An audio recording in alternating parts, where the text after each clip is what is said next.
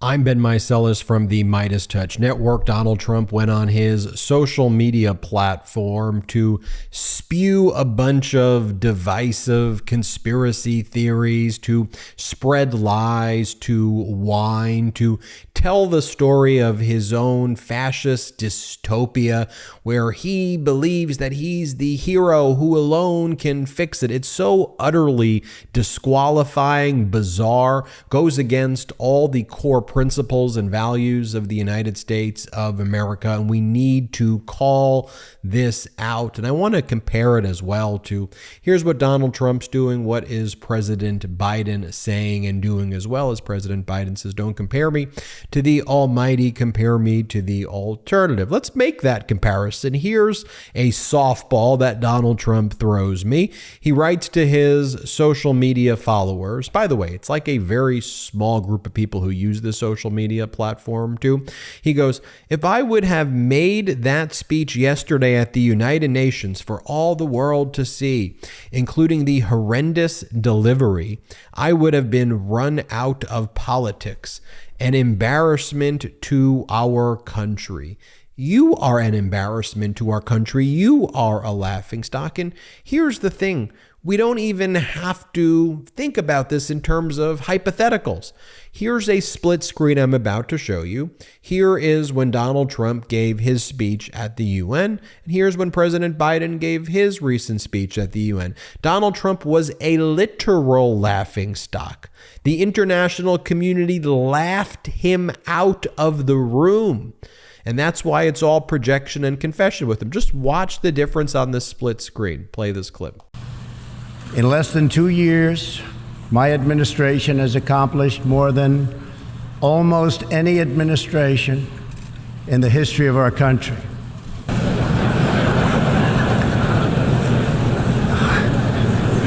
Didn't expect that reaction, but that's okay. Let's do this work together. Let's deliver progress for everyone. Let's bend the arc of history for the good of the world, because it's in our power to do it. Thank you for listening. You're kind.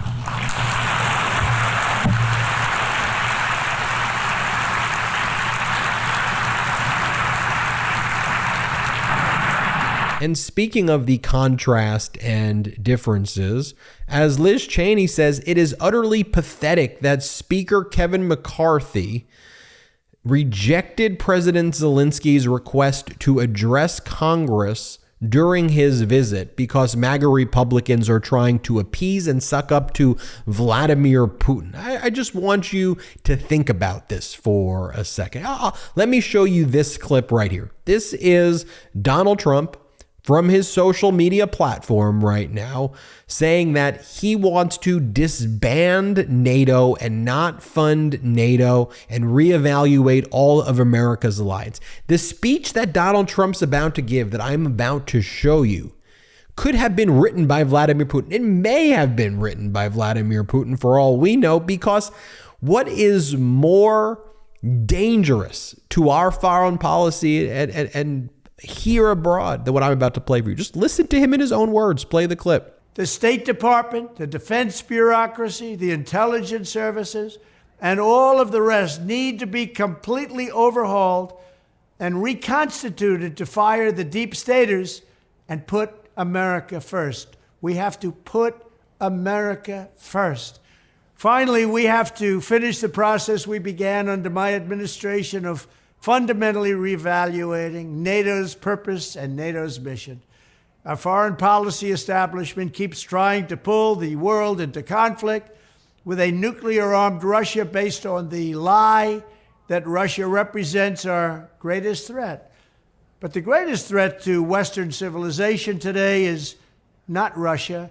It's probably, more than anything else, ourselves and some of the horrible USA-hating people that represent us. Now, as Donald Trump and MAGA Republicans attack Ukraine, attack President Zelensky, let's make this comparison right here. Here is Democratic Minority Leader Hakeem Jeffries saying that the Democratic Party stands behind Ukraine until victory is won. Play this clip. We had an opportunity to express our appreciation for the resilience, the strength, the heart, the soul that the Ukrainian people have exhibited, and of course their courage and their bravery on the battlefield and amongst the civilian population. This is a struggle between Ukraine and Russia, but it's also a struggle on the global stage between democracy and autocracy, between freedom and tyranny, between truth and propaganda, between good and evil. And it's important for us to stand behind Ukraine until victory is won. By the way, I don't know if you know this, on Donald Trump's social media platform, what a freaking grifter. Free Trump 2024 gold bars. Free Trump 2024 gold bars, everyone. Grab your gold bars today. He's a literal fascist snake oil salesman. It is so pathetic. And by the way, what does he do as the same time his social media platform saying, buy Trump gold bars? Here's a Trump $1,000 bill. Here's what Donald Trump posts. He goes, Christie, another Republican nominee for president, former governor of New Jersey. He goes, Christie is a grifter. And he goes on to write this, and I'm not joking, like this is 1, 2, 3, 4. It's like 5, 6 pages of like 3 font going after Christie. And Christie has the, and then Donald Trump posts this. Who's this on the beach that he closed to the public, going after Christie? Donald Trump is mocking Christie here. Yes, Donald Trump, you who said that we should inject bleach into our arms. You who embarrassed and shamed our country at Helsinki. You disgrace our country every day. By the way, Christie had a pretty funny response to this. He says, I don't know if Donald Trump had bad Chinese food or something last night, but this man does not have the temperament to be in the highest office, and he is running scared on his failed social media platform. Watch Christie. Play this clip. Donald Trump, he posted a series of social media attacks going after you, attacks against you last night. He called you, and I'm reading now, a grifter. He attacked your record as governor of New Jersey, and he attacked your campaign. He clearly sees you as a potential significant rival. Right. Well, you know, he said himself, Wolf, a few weeks ago, I only attack number 2. Well, he has stopped attacking Ron DeSantis and he started attacking me. You and I've sat here before and had this conversation. I told you that I was going to gain in this race. We've seen it now in all the polling in New Hampshire. I'm a second place in New Hampshire. We are going to take on Donald Trump directly. And he doesn't like it when he's taken on directly and he's confronted. I'm the only one on that stage who was unwilling to raise my hand beside Asa Hutchinson and say I wouldn't support a convicted felon for president of the United States. He doesn't like when people stand up to him and call him out on the nonsense that he's involved in. And I guess he had a bad night last night. Maybe he had some bad Chinese food or something, Wolf. But at 11:30 at night, a little indigestion, decided to attack me. Keep it coming, Donald. And by the way, if he had any guts, he'd get on the debate stage and he's got things to say about me. Stop hiding behind your social media site, your failed social media site, Donald, and start taking me on directly. Show up. Stop being a coward. And then Donald Trump has these very dangerous posts. Here it is. He goes, problem solved. New border security will work for food. And he's saying that, I guess he would release alligators to kill migrants and kill children, and that would be his policy. Very mature thing for someone running for the highest office to say. This performative cosplay fascism is so utterly, utterly disgusting. It's so contemptible. Okay, here is Donald Trump's next post. He goes, deranged Jack Smith's gag order request would make it impossible for me to speak negatively about crooked Joe Biden and other subjects of incompetence. How ridiculous. No more First Amendment. Actually, quite the contrary. You go criticize President Joe Biden. In fact, as special counsel Jack Smith put in the indictment, Donald Trump's free to lie. Donald Trump is free to make up stuff and live in his own fascist fantasy world. Jack Smith didn't say that, I said that, but he said Donald Trump's free to lie. What you can't do is engage in obstruction of justice. That's not a First Amendment issue. You can't rob a bank and go, First Amendment, I robbed the bank, I'm protected by the First Amendment. Absolutely not. You can't engage in a criminal conspiracy to try to overthrow our democracy and change votes from the winner, President Biden, to the loser, Donald Trump. That is a crime to overthrow a free and fair election. You don't have a First Amendment right to overthrow the results of an election. And Donald Trump is free to criticize Joe Biden. What you can't do is you can't threaten prosecutors. You can't threaten judges. You can't threaten the judicial system. You can't threaten witnesses. That's not unique to Donald Trump. That is our system of law and order. But then again, I know MAGA Republicans don't care about law and order. Just watch this. This is MAGA Republican Victoria Spartz at the hearing with Merrick Garland, and this is who the MAGA Republicans are today. And she's complaining and whining and saying, the FBI put signs that if there were terrorists, please report them. The people in my district are afraid. Oh, the insurrectionists? What? Here, watch MAGA Republican Victoria Spartz. MAGA Republican. Play this clip.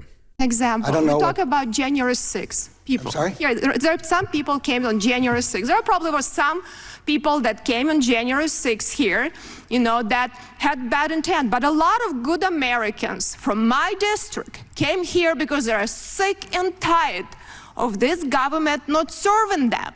They came with strollers and the kids, and there was chaotic situation because the proper security wasn't provided. That's a question that was answered really why. Why we debated for 45 minutes on the floor and didn't stop the debate after the people broke into the Capitol. But these people came, they were throwing the smoke bombs into the crowd with strollers with kids. People who showed up, FBI agents. You had in my district, in my town, FBI phone numbers all over the district. Please call that. People are truly afraid. I just want to make sure if you're not aware that you are. And this is a big problem when people are afraid. And I'll just leave you with this clip right here. This is a Republican, one of the few non-MAGA Republicans, but this is Mike Lawler from New York. And he's watching as Donald Trump's ordering the MAGA Republicans to shut down government and to destroy our country, as Matt Gaetz says, hold the line, destroy it. And you've got Republican Mike Lawler saying, this is just stupidity. This is total stupidity. Play this clip. This is not conservative republicanism. This is stupidity. The idea that we're going to shut the government down when we don't control the Senate, we don't control the White House. These people can't define a win. They don't know how to take yes for an answer. It's a clown show. You keep running lunatics, you're going to be in this position. And folks, that's exactly what's going on. Like I say it over and over again here. That's why I highlight Chris Christie. I don't agree with Chris Christie. I don't agree with Liz Cheney on a lot of issues. But fundamentally, I don't agree with Mike Lawler on a lot of issues. But let's get serious. Let's have serious people do serious things. That, to me, is what's important. And not only is Donald Trump not serious, he is affirmatively destructive and a force trying to cause grievous harm to our democracy. And I think the contrast that you see there cannot be any more clear. And look, you want to pull up some posts of what is President Biden saying at the same time here. This is what President Biden's talking about. He goes, last time there was a government shutdown, 800,000 Americans were furloughed or worked without pay. But enjoy your weekend, MAGA Republicans who are leaving office. The United States' commitment to Ukraine will not weaken. Putin may still wrongly believe that he can outlast Ukraine. Putin may doubt our staying power. He's wrong. We will stand for liberty and freedom today, tomorrow, and as long as it takes. More posts like that. You get the point. Hit subscribe. We're on our way to 2 million subscribers. Thanks to your support. Check us out at patreon.com/MeidasTouch. Have a great day. At MeidasTouch, we are unapologetically pro-democracy, and we demand justice and accountability. That's why we're spreading our message to Convict 45. That's right, gear up right now with your Convict 45 tees and pins at store.MeidasTouch.com. That's store.MeidasTouch.com.